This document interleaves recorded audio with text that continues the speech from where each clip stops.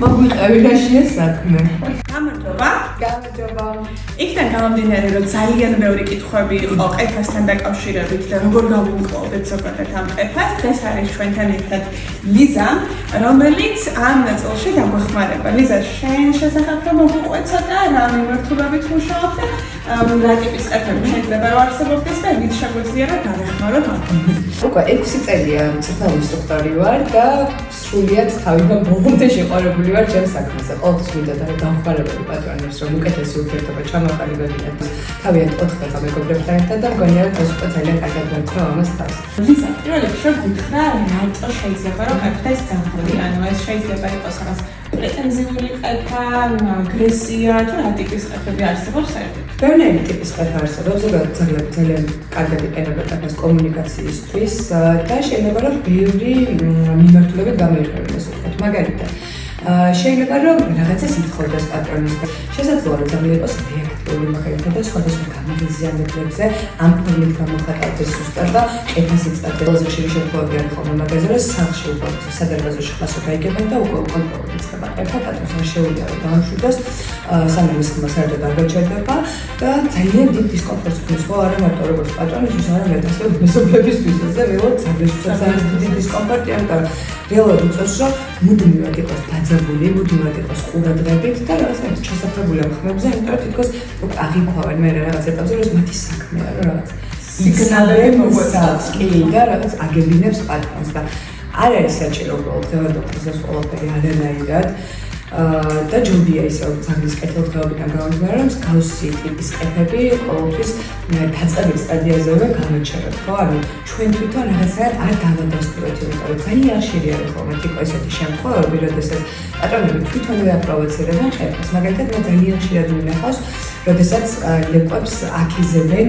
კატებისკენ ამიტომ ამას იწყებს ხო ძაღლი უცებად ყეფას და აქება ხოლმე პატრონები რომ ყოჩახ მიდი შემდეგ უკვე ეს ყეფა როდესაც გადადის ხოლმე რომ განზოგადებულად სხვადასხვა რაღაცებზე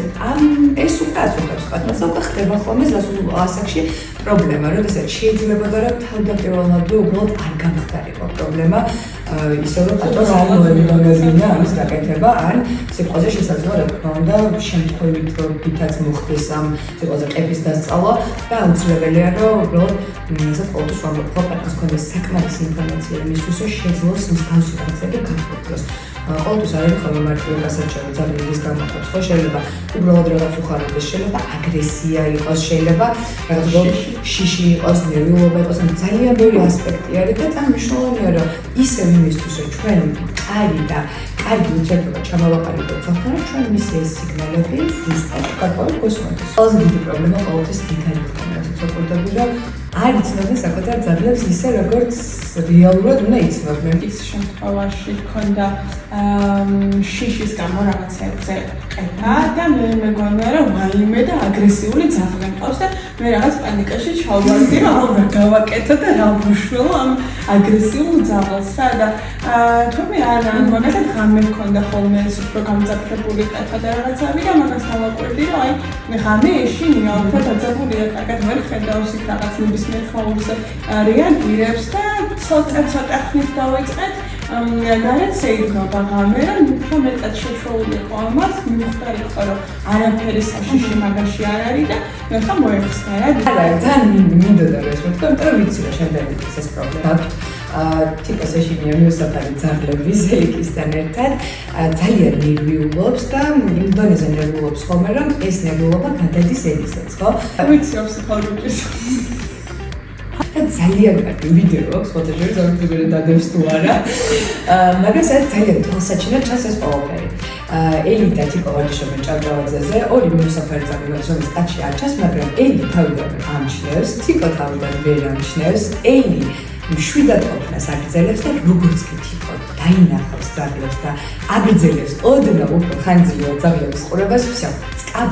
და ელი იწყებს ყეფას უკვე რეაქციას გაძლევს. ჩემი შფოთვა და ესე იგი რაღაც ცუდი ხდება და всё, ეხლა მე უნდა დავიცვათ იყო და აბა რას დავუყებ და თან მაგ მომენტში ის არის ხოლმე რომ ვერ ხვდება რაზე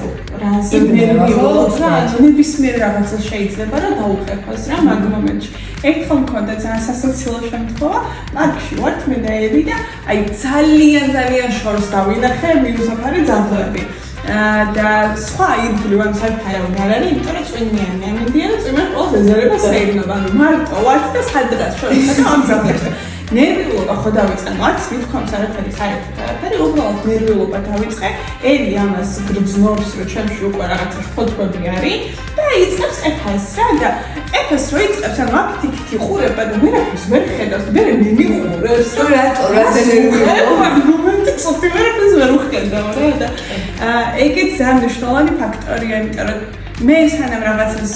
გავიაზრებ რომ რაღაცაზე ნერვიულობ თუნდაც ხო ელი უკვე გრძნობს მაგას იმიტომ რომ ჩვენ ორგანიზმში გამოიყოფა ეს ჰორმონები და სტრესის ჰორმონებს განსაკუთრებით გრძნობენ ძაღლები და ხვდებიან რომ რაღაცა ცუდი ხდება რა და უნდა დაგვიცვან და თვითონაც დაძაბულები არიან შეშინებულები არიან რა ჩვენი ყეფის პრობლემა მე ვარ ეს ყეფის პრობლემა ჩემში ელისა შემიძლია რჩა მაგალითად შიშიდან თუ არის ეს ყეფა გამოწვეული აი რა უნდა ვქნათ ალბათ ხარ გვეტყვი იმიტომ რომ ძალიან ინდივიდუალურია მაგრამ აი გვეჭველი რა არ უნდა გავაკეთოთ მაგ მომენტში კი ნამდვილად ვერ ვიტყვი ვერაფერს ესე კონკრეტულ რჩევას იმიტომ რომ ყველა ძაღლი ძალიან ინდივიდუალურია განსხვავდება და რაც შეიძლება ისთვის ბენეფიტური იყოს მეორესთვის შეიძლება რომ სრულიად დამაზიანებელი იყოს მაგრამ არის ერთი რაღაც რაც არც ერთმა პატრონმა არ უნდა გააკეთოს რომელსაც ყავს სიტყვაზე შიშა და არავითარ შემთხვევაში არ შეიძლება ძაღლის დაშვება მოფერება რაღაცა უმეტესად არის ხოლმე და ამის გეშინია რაღაც ამის გახმოვანება და ამაზე ზედმეტი ყურადღების მიქცევა უკვე იმას ნიშნავს რომ კი აქ არის საშიში არის და ჩვენ აუცილებლად რაღაცა ფრთხილად უნდა ვიყოთ და უკვე წავს რა თქმა უნდა თქვენგან წამოსვლა ეს სიტყვაზე გამშვიდება უკვე ეუბნება რომ აქ რაღაცა ნამდვილად მართალი ხარ, შემთხვევა გეშინია, სწორი ხარ და უნდა გეშინოდეს. შესაბამისად, რა თქმა უნდა, სამომავლოდ ეს წევა კიდევ უფრო დაპროვოცირდება, იმიტომ რომ თქვენ დაუდასტურეთ იმ წამსახს, რომ სწორი იყო ამ ყველაფერში. ამიტომ ჯობია საერთოდ მე მქონდა ზუსტად მასეთი შემთხვევა, ახალ წელს ელის ფეგეროქები შეშინდა ძალიან და მე ძალიან შემეცოდა და ვეფერე და ასე შემდეგ და მოკლედ საშუალოდ გავატარეთ ეგეთ რომ მე რომ გამოვიკვირე ეს თემა მე გავუკეთე უარეს მეორად მაგ შიშზე და იმ დღეს სახში ვარ რაღაცას ვაკეთებ უბრალოდ გავაჯიშებ და უცებ აი აქ ჩვენთან ფრიერო ეს მაისის რა და ელი ეგრევე რაღაც ესეთი არა და თქვენ ხო რა გჭირს ფრიერო კი გავაგზავნეთ და ჩვენი საჩვენებელი გავაგზავნეთ ნული რეაქცია ანუ შენ აღარ გაჩერდი, აღარ შეხედე, აღარ იმასქენი ხო, აღარ იმიანიჭი ამ შემთხვევაში ყურადღებას არ აქცევს. რა თქმა უნდა, იქ ახლა რაღაც ახალ ბრძანებას არ ვასწავლით, იმიტომ რომ კონცენტრირება მაგ მომენტში მაინც უჩნდება რა, მაგრამ ის ბრძანებები რაც ძალიან კარგად იცოდა, შვენივრად გააკეთა, ისე რომ არანაირი შიში აღარ ქონია, როცა ახალი წელი გავატარეთ მართლა სააბაზანოში ჩაკეტილებმა 1000-ის ნექით და არაფერი არ შველოდა საერთოდ. ახლა შენ ახალი წლისთვის. ორი. თქვენ ყოველ თემას შევეხეთ, გვინდა რომ მაქსიმალურად ზოგადად შევხვდებით ამ თემებს, ძალიან ვიდეო არ გამოსულიყო. თუ რომელიმე თემა უფრო კონკრეტულად გაინტერესებთ, ან კიდევ უფრო ძირფესვიანად გამიხილოთ, გაგვაგებინეთ აუცილებლად კომენტარებში, ახლა უდიდესი მადლობა მოსმენისთვის და გემშვიდობებით.